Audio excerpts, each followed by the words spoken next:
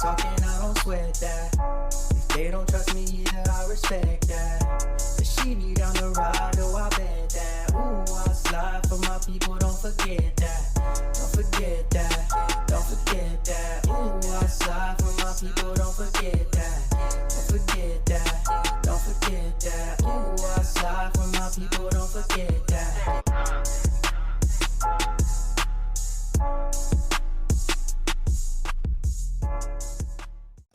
Good morning, good afternoon, good evening.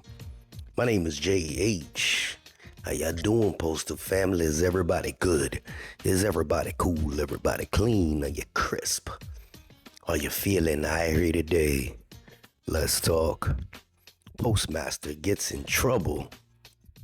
Postmaster was demoted when the IG found out that he told his staff to improperly scan more than 1,000 packages, showing them delivered when they hadn't been. This man had to go to court because of this. Told you, there's a certain amount of ethics that go into being put up here. Let's read about it. Gary Emerson was postmaster at Webster, Texas, when the U.S. Postal Service Inspector General investigated the package scanning procedures at Emerson's post offices. The IG investigation found that more than 1,000 packages were improperly scanned at the Webster facility, showing the packages had been delivered when in fact they had not and still was around the post office. As the postmaster is accountable for the following USPS rules overseeing operations of the post office for timely mail delivery, Mr. Sonny, a manager of post office operations at Amazon's boss, proposed to reduce Amazon's grade and pay. Mr. Sonny found that Amazon's instructions to his staff to make inappropriate scans of packages and otherwise misrepresent the delivery status by indicating they were ready to be picked up when they actually were not ready amounted to unacceptable conduct and have violated the cited USPS rules and regulations. So what I'm reading is that underneath the postmaster was the station manager, and the station manager brought this up. That's something else, boy. Try to tell y'all there's nobody that's untouchable. Sonny proposed that Amazon be reduced from postmaster EAS 21 down to a supervisor EAS 17, and that his salary be reduced from $93,000 and some change down to $81,000.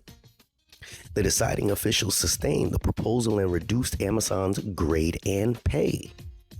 Amazon appealed to the Merit Systems Protection Board. The administrative judge held that the agency had proved its case, and Amazon, that's his name, Amazon, failed in providing his due process had been violated, that there was a nexus with efficiency of the service, and that the penalty was reasonable. The AJ's decision became final. So Amazon took his case to federal appeals court. And this guy fighting for his pay when he was clearly wrong. The nerve of some people. Kind of reminds me of a lot of people that work with us, huh?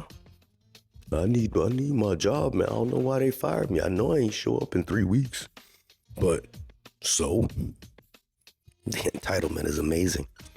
The court first addressed Amazon's due process, finding it's unpersuasive. Amazon argued that the USPS and MSPB failed to cite anything in writing as the basis for taking action against him. Well, I don't think they needed to provide anything in writing. It was clear that you lied in order to show that you were doing great things, and then what happened?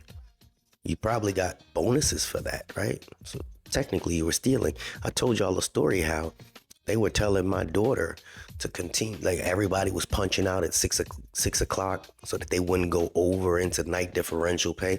Remember I told y'all about that? If you've been with me for a while, they come up with different things, and just, if anybody's up there that's watching me, This is evident that people are watching you as well.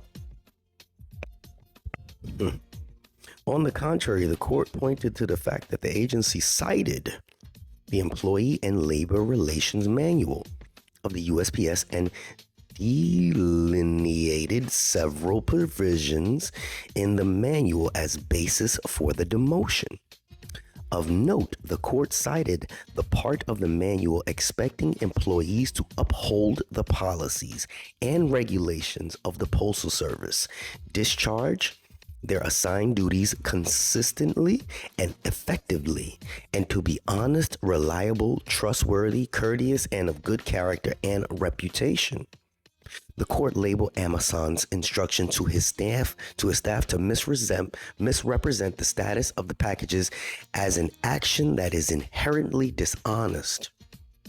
The court quickly dismissed Amazon's argument that the U.S. failed to prove a nexus between its actions and the efficiency of the service, calling the nexus obvious on the face of the facts. Can't dispute facts. It's amazing. That just blew my mind. That he gonna say, well, I don't know what they demoted me for. They're wrong for demoting me. I think if everybody was held accountable like this and there was more of this, the culture would change. The court also points to numerous customer complaints as a result of Amazon's actions. Finally, the court rejected Amazon's argument that the offense was very minor and therefore did not support the penalty of demotion. So he argued that whatever his offense was, which was lying, basically, it's not that it was just this one time. He's gotten away with it before, clearly, because typically that's how things work. If you get away with one or two and you see nothing happens, they'll continue doing it over and over and over again. And oops, now the IG is investigating you, and now you're he still got a job. You should be happy you still making 80 grand a year. The offense was very minor and therefore did not support the penalty of demotion. So this was in fedsmith.com. But it's amazing, like I said, when you have people that feel so entitled, the culture today is if nobody should be held accountable for their own actions. At the end of the day, I am responsible for me. You can't be upset because you got caught doing something you wasn't supposed to do. If I'm at the job and I see a $10 bill on the floor and it's been sitting there for 3, 4, 5 days, and I pick it up, put it in my pocket, and then someone sends me, yo, man, you stole money. I'm like, nah, I didn't. But I'm responsible for those actions. I did pick it up and I did put it in my pocket. Even though nobody claimed it, it was still wrong to do. Regardless of the fact, I'm still responsible for my own actions. People have to learn to start taking accountability for their actions and stop thinking that everybody's untouchable. From the top all the way down, we wonder where the culture of these people up top come from. It starts with us. You look around your own facilities and see how people carry themselves on a consistent basis. Now, not anybody that watches me, clearly. But the people that act up and they feel like they're untouchable are the ones that end up moving up and up and up and up. And they are the people that work right hand in hand with you on a consistent basis. And then when they get up to the top, they're like, for all these years, I got away with so much. There's nothing they could do with me now because I'm up here. And that's how the culture is. But I mean, I don't wish nobody out their job. But in situations like this, they have to start making examples of people like this that harm the brand itself.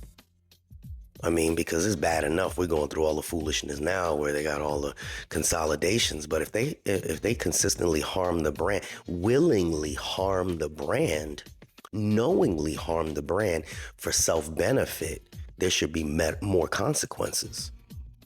Because then that would give a message to others. Hey, don't do this. Don't do this. But that's the story. Y'all tell me what you think. And let's talk about it. I'm out. Unexpected expenses stressing you out? Get the money you need now with Loans for Feds, a program designed specifically for federal employees. Bad credit is not a problem. Application is fast and easy with same-day approvals. Apply now.